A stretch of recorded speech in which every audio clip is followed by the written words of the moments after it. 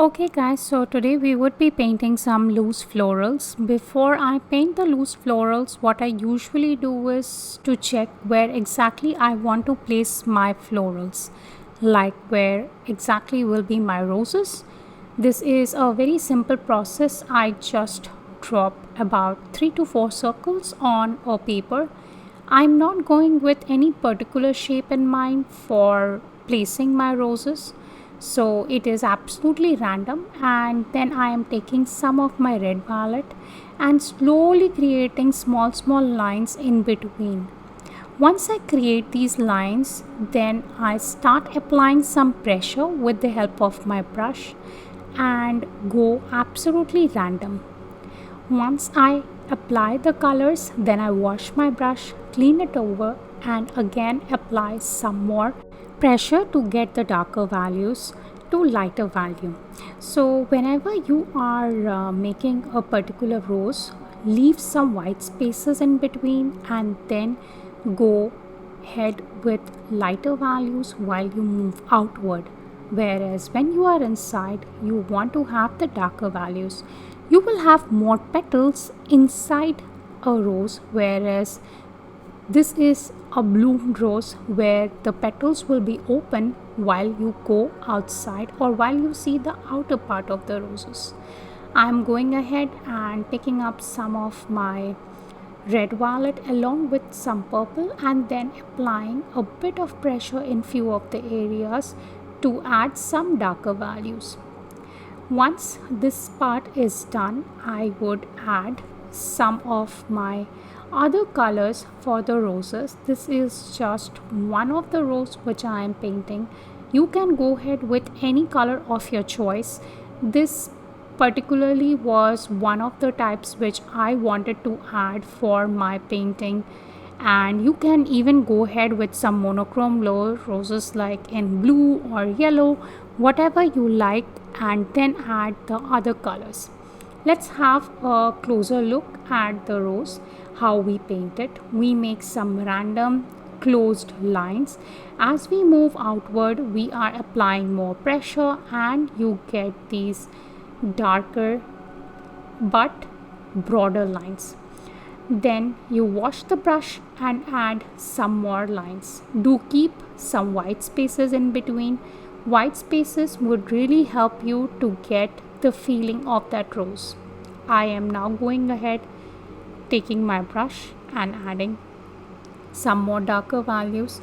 Since my paper is still wet in few of the areas, it would bloom. That's absolutely okay. We are not here to judge that whether this particular rose will have this kind of a color or not. I literally love the way it has turned out. It is basically the one which is a bit sideways. If you see, the left of the rose is less and the right of the rose is more broader, so that way you can always understand where you exactly want to place your rose, whether it would be fully bloomed and it would be in the middle, or you want to place it on the side, how you want to place it. I'm going ahead with a similar way for again painting this rose. I have seen that over time the way I paint my roses do change. This is one of the ways I paint a rose. There are many other ways in which people do paint roses, and you might have your own which you like. So you can give this a try, and I hope you would even get some beautiful results with this. There was a small rose which I want to place in between. I would go ahead and add that. Before I add the other one, I am again going over my first rose and adding some more darker values by adding a bit of a pressure towards the sideways and then making the petals look like they are bloomed. That's how I keep adding more colors, or you can say more layers with the colors to a particular object. Here my subject or the object on which I am painting is my rose. I'm going ahead with my second rose again and adding some more darker values. This is more of a color like carmine, added with some quinacridone rose, or you can even go ahead with any of the other pink color that is available with you. There is no hard and fast rule in terms of the color that you need to use, as I have told you earlier. The last rose that I'm painting right now is a yellow one. I am going ahead with a permanent yellow deep plus yellow ochre color. You can go ahead with any color of your choice. It can be an orange, it can be a red, it can be anything. This particular choice of colors is as per my understanding. You can go with any choice of color that you like. Add some more darker values towards the outer layer, and once you have added those darker values, just add some more of them in the middle. The middle lines are more closer to each other, while we go out they are more broader. We will now start adding some leaves.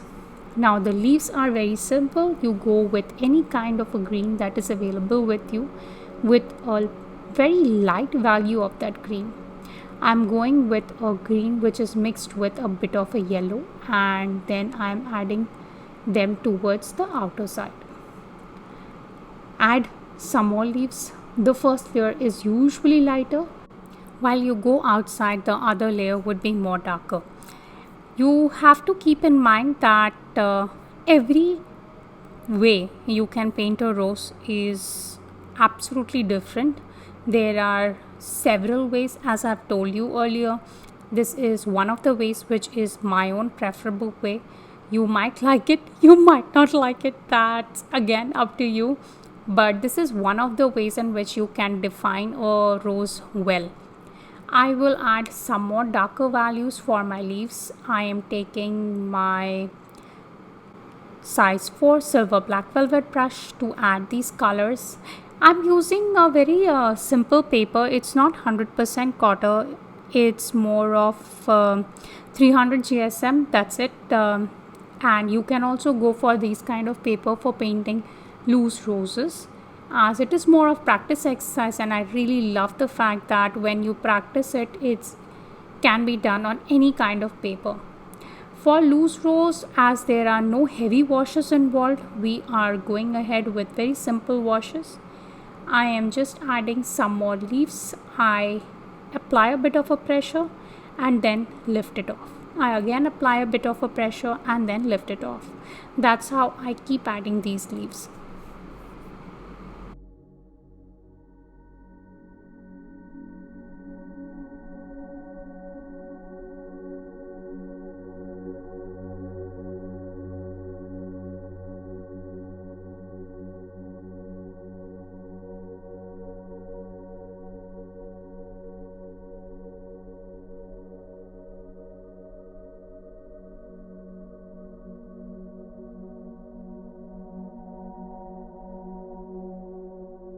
Now I would go ahead and add some smaller leaves. These smaller leaves are using my round small brush that is from Princeton, size 2.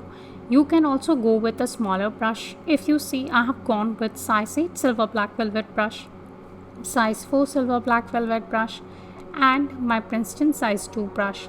These are one of my go-to brushes for painting florals. You might have your own favorites. We are about to end this video, so if you have anything that you want to let me know, do write me in the comment section below. I would like to cover it further in any of the future videos. If you like this video, of course, give it a thumbs up, and do write to me what more you would like to watch in the botanical or in this kind of section. If you like any other paintings from my Instagram page, you can always go ahead and let me know. I would try to include it over here. In case you are looking for some classes, go ahead and check out my Patreon. I have detailed tutorials over there. We are going to explore more of cityscapes and other streets from Spain. So if you are also willing to paint something of that kind, just start your membership now on Patreon. Support me. I would be in a position to give you as many tutorials as you want. There are usually 3 to 4 tutorials in a month. Hence, that's it for today. I hope you are having a great day. See you soon and keep up happy painting.